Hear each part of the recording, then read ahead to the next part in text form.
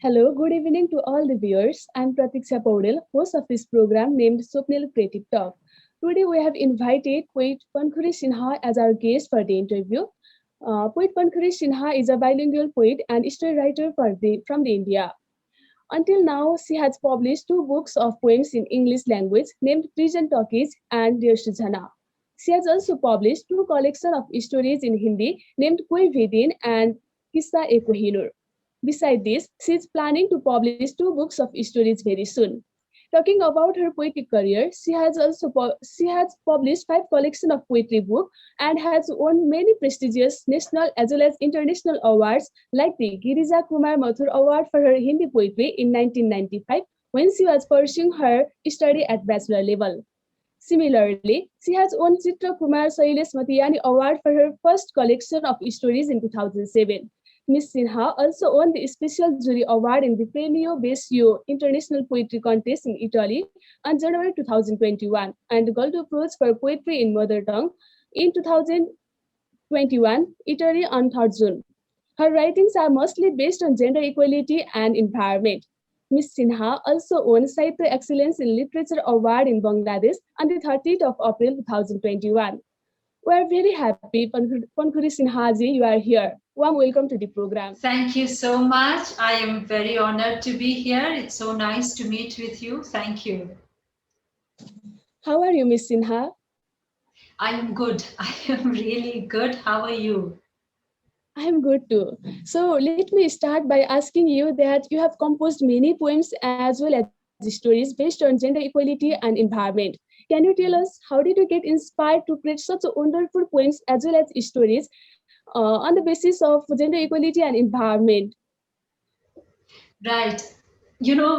As far as stories are concerned, they're all around us. You always meet such people or such events, basically, or such, should I say, discourses, debates, arguments, situations, which compel you to think about how much inequality there is in our society as far as women's rights and their liberation is concerned. I'm sure that you must have also felt that, right? We are called the second sex, though we are, the fair sex as well, right? A woman is an extremely loving and also, if I may say, powerful part of a family, right? Or an entity, an individual, and the fight to become an individual is big as well. But so many times, she is clogged in so many fights of safety to begin with. Not only while walking in the dark, maybe, but also sometimes in broad daylight, right? And why not? I mean, why should a woman's public life end at exactly sunset time, right? She should be allowed to be out after that as well. So these little things compel you to write, and not just stories, because stories have characters and they have actual events, and all of those are sometimes created, and all of those are sometimes out there, not exactly as they are in a story, but in terms of what has happened, or what sort of message has been given to womankind, um, through these events. So you want to basically reply back as well to the society, or to whosoever out there, or to just need to make a statement of women empowerment. And so these stories write themselves, so to say. But then the poems as well, and sometimes the poems do have narrative, right? But sometimes they just have an emotion, be it anger, be this declaration of women's rights and liberation. And I have written about very many touchy subjects as well, like love, like freedom within love, जिसको हम हिंदी में स्त्री विमर्श बोलते हैं, और this whole discussion about women's liberation, emancipation, free mukti, है ना? So there are lots of debates and there are lots of emotions actually involved there. So lots of my poems are about that. about being independent inside marriage, being independent outside marriage. Do you know what I mean? Sometimes there are single women, sometimes there are women who are dealing with difficult situations. And like I said, I've written about very taboo sort of subjects as well, and written a lot about that, like extramarital affair, the overlap and the crossing of paths, or say to say spheres, um, of personal and professional life. So those are very, sort of touchy subjects as well as tricky subjects to deal with, also in art and also in life. But an artist should take up some risk and should take up challenges, as far as I think. And that is how I have written. I like bold writing. So I find myself writing about those things. And then my own experience. I mean, I was a writer even before I went abroad. I migrated first to Thailand, and then I was in States, and then I was in Canada. And then I was I had migrated earlier with my ex-husband. And a war of immigration kind of fell on my head. That's true. That's about my personal story. But I'm just saying this because it shaped my writing. And it forced me to write a lot of poems about exile and immigration. So later in the program, maybe I'll even read you some of those poems, exactly going into the details of what these immigration struggles were about. Wow, now your words inspired me.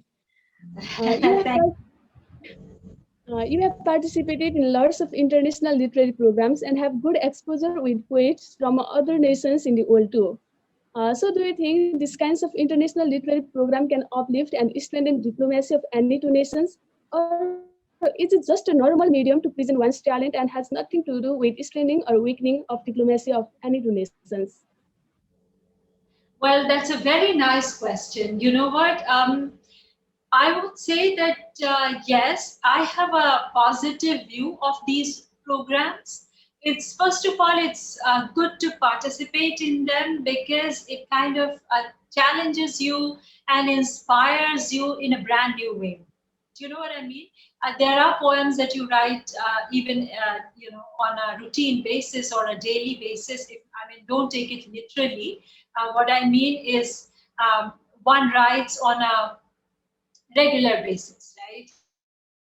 I mean, one is forced. There are half-written poems. There are lots of diary papers flying here. There are computer files here, there, all of that. But when you are actually invited to, submit a poem for a festival, it's a different feeling. You're inspired in a brand new way. By you, I mean anyone. I am inspired, or anyone is inspired. One is inspired in a brand new way, and one is called upon in a very nice way. And even if it is an open call, I mean the same. It's wonderful. So I think that they are very good for the creative persona inside each poet, and it's healthy competition. Sometimes we take a yes, sometimes we take a no. It's wonderful to win. Touchwood, I've been lucky and blessed, and I feel humbled and privileged for whatever little I've won, and I hope to do more. But yes, I think it does add. And if nothing happens, it doesn't. It shouldn't be reducing or anything like that. So my point is, it doesn't do anything dramatic. Do you know what I mean? I mean, uh, if the work is really good, then it will be liked, as has happened. But if the work is not so good, it won't win also, but it will be a learning experience, right? So it's not something that's a uh, that's a like a appointment or anything, like a poet laureate or anything. And even that, it is always open to the reader to judge people. But yes, all of these things do go into making a reader's liking by people and his or her popularity as well. So yes, I mean they do affect, but not dramatically, if you want it in one line. Okay, we know it's very hard to establish oneself for women in India due to family rituals and other things. Nepal do have the same conditions too. But talking about you, you are able to manage your creative, professional, as well as personal life properly. How hard or easy is it to manage these three perspectives of life? Is there any strategy that you want to share to other women through which they can balance their creative, professional, as well as personal perspectives of life? Yes, amazing. Well, first of all, thank you for that big compliment. And, I would say that yes, women in India do face that struggle, but there are lots of very powerful and dynamic women in India, women writers as well, who have inspired me. Like, let me name Arundhati Roy. And I mean, I'm sure that we will talk about my favorite writers and poets later, but they are there, and even their writing is full of this war against any sort of patriarchal domination or even matriarchal domination. To talk very frankly, right? And you know what I am talking about. It's a whole structure in which women become a part of a patriarchy. Like you must have heard that a mother-in-law has probably been sentenced where a daughter-in-law committed suicide, right? So it becomes a tragic cycle in which women become, trapped, and they don't think for themselves, and they just act out against this other woman who is probably the one that they can get at or get to. So it's venting out of probably their own frustrations, because any crime that is committed in this way is always committed out of some sort of a deprived status, right? So I just talked about some of the struggles that women face, and one of the biggest one is this fighting, this clash of interest, and all of that. But yes, so I think what I am getting at is tolerance, right? Is allowing space to everybody and allowing differences. Like I think that India, like Nepal, is going through a transition. I've been to Nepal very many times. I have been very lucky. And the last time that I went there, I was in Viratnagar, and from there we traveled with all of my writer Nepali friends to Vedip, and there we had a function in Hindi and everything. And I'm originally from Bihar, which is the state next to Nepali border, right? So I Okay. know the cultural similarities as well. Some of my very good family friends are also settled there. I'm sorry about saying all these personal things. This matters. So what I'm saying is, some of the key things that are needed in our societies is tolerance, and just this allowing of differences in lifestyle. It shouldn't mean indifference. The West has its own problems. I mean, in Western culture, it's different. Children generally move out at the age of 16, but in India that is not done. Even parents would not like it, right? So the balancing of this professional and personal life is a different equation in India, where you have huge parents, and Nepal, I think, where you have and the family that I lived with, their two both sons were living with their dads, and it's a very beautiful, actually three generations in a family, something that we are proud of, right? Doesn't happen in the West. So I think that is a beautiful concept, where three generations can live together, or two generations at least live together. Even my childhood, my grandmother was very close to me. So we are lucky in that way, that we have the blessings of two generations as growing up, and we can see the difference in the two generations. Like what is acceptable to my mother will never be acceptable to my grandmother, in terms of, say, what time do you get back home, and who are you going to meet, all of these things in our cases, in our the culture, is monitored by the parents, whereas in the West that is not the case.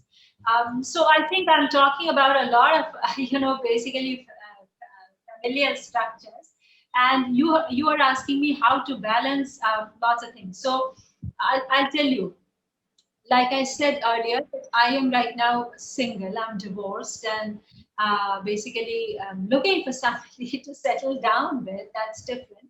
But I don't see divorce as a failure, first of all. And I these days I live with my mother.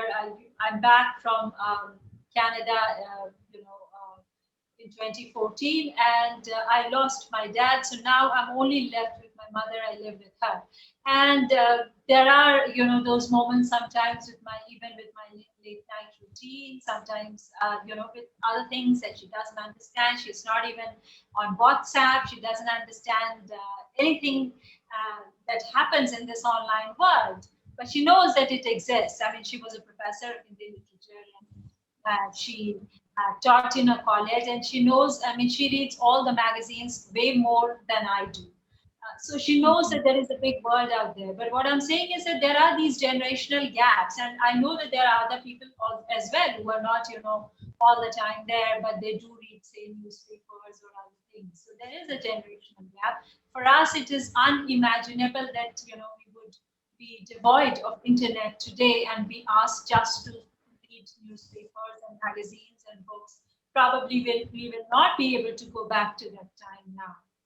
But we live in a world where we have to communicate with that generation, that time, that society as well, and also reach out to them. Earlier my letters used to come in mail. Whosoever read my story and wanted to write to me wrote a letter, and it actually came in mail. Today it's messenger, it's WhatsApp, it's phone call, all of that, email sometimes. It's mostly Facebook. I think Facebook has made our lives, simpler as well as more complex, right? And there's so many cliches among the women writers as well, Is the family more demanding today, or is it Facebook? Do you know what I mean? So that is. I hope I've been able to answer some of your questions. But if you want a little more, I'll tell you something.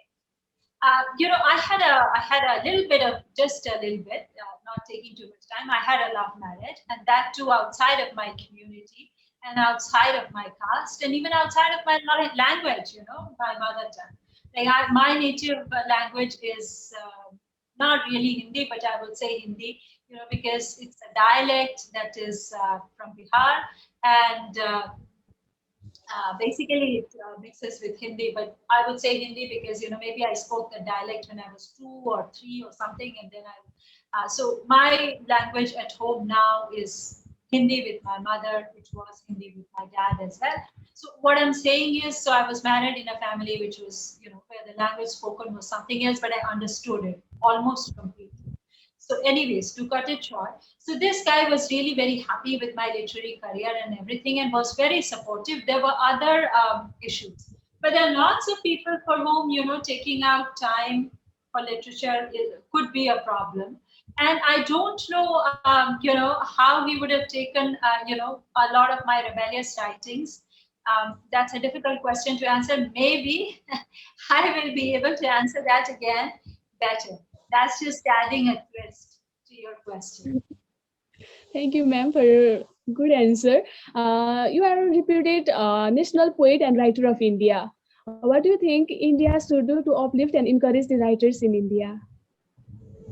Sorry, there is some signal problem. I could not hear the entire question clearly. Could you repeat that? Sure, ma'am. You are a reputed national poet and writer in India. We should reason. I think we should reason.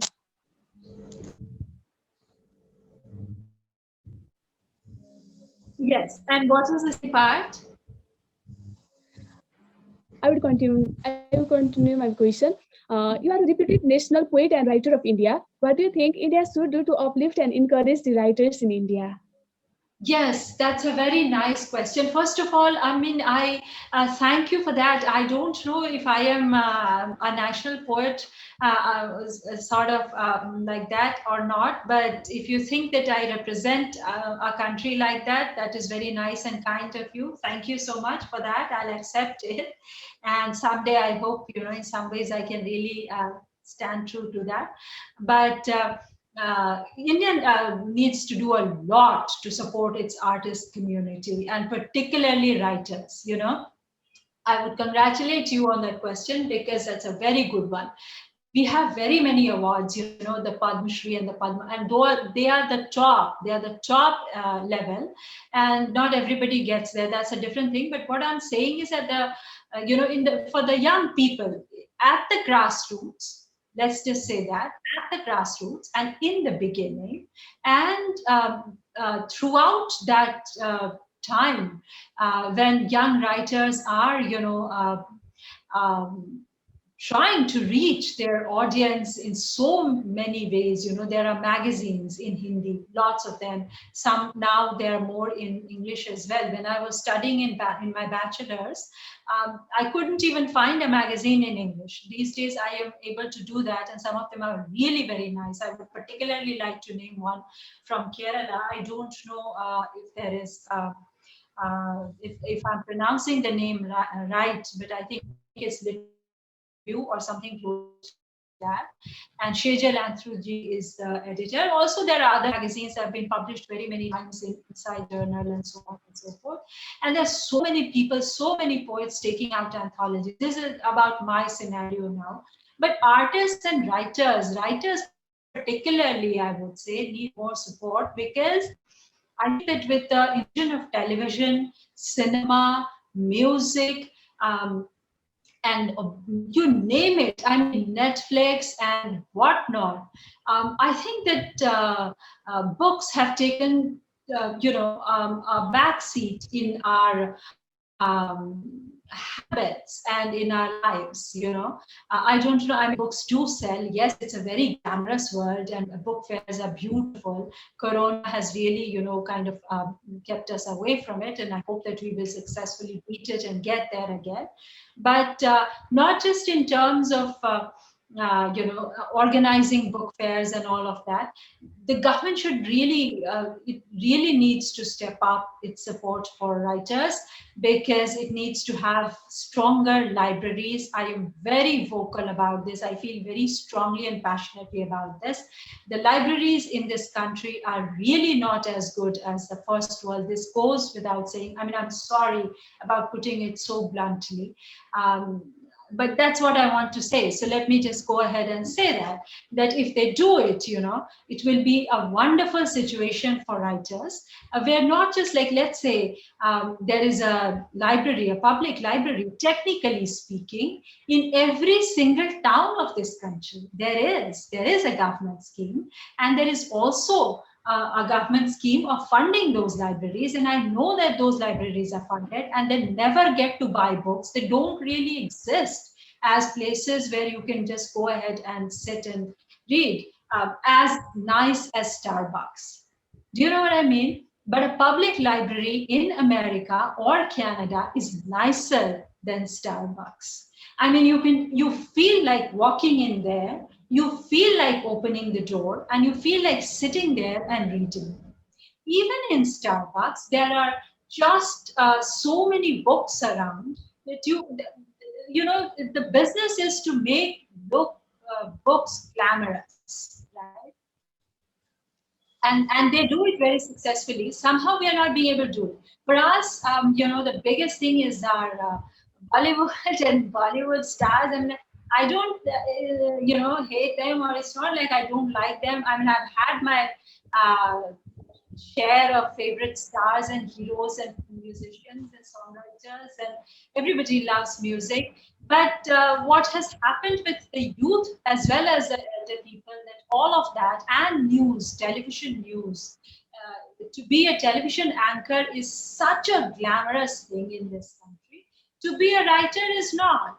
So I think that it's not just the problem of a writer. They shouldn't just worry about this, but the entire nation should worry about it.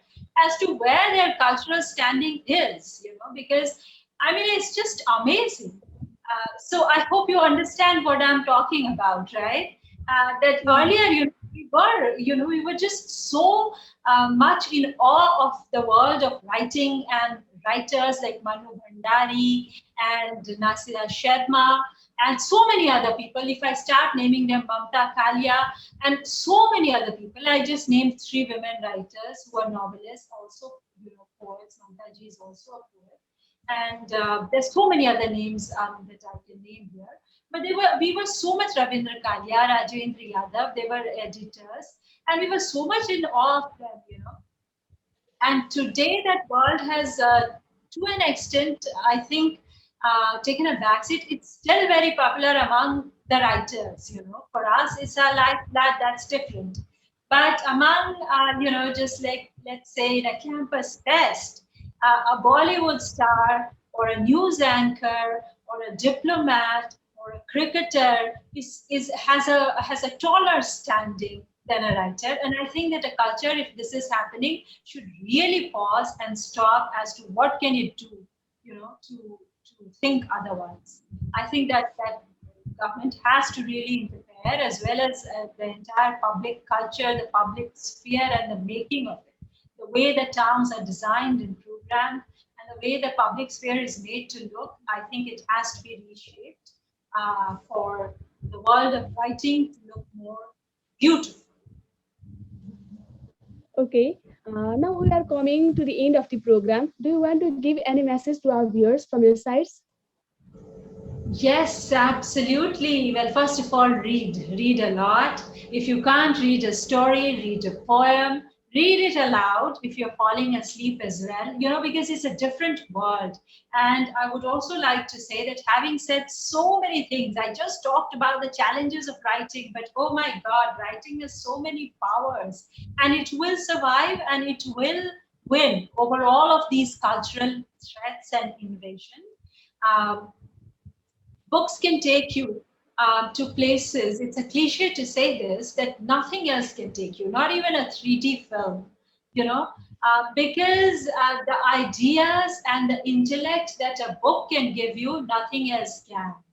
Um, it's a symbiotic process. When you read a book, it's amazing. It really enhances to your own persona. It enhances in your own being, and it enriches you, is what I would like to say.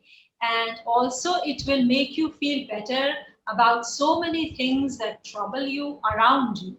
Whereas all of the other things, like movie, like a song, or anything else, at the end of it, unless it's a parallel cinema art movie, it turns into a great escape.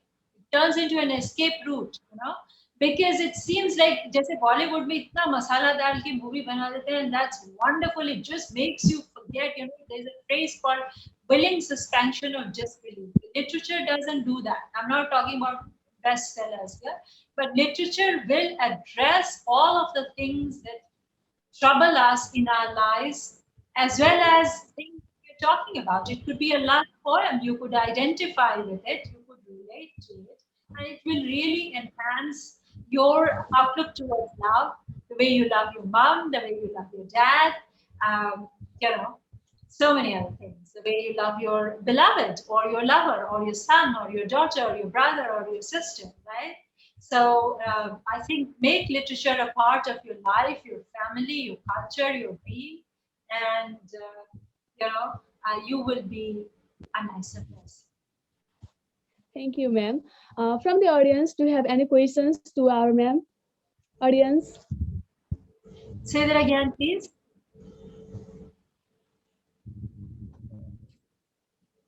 I think no questions from the audience. We are so honored. Thank you so much, ma'am, for giving your precious time to us for this program. At the end of this program, I would like to thank our poet and philosopher Rajendra Ojha for arranging this interview session. And also, I want to let all the viewers know that we'll be doing interesting conversation like today in coming days too. So stay in touch with us. Thank you. Bye bye. Have a good night. Thank you so much.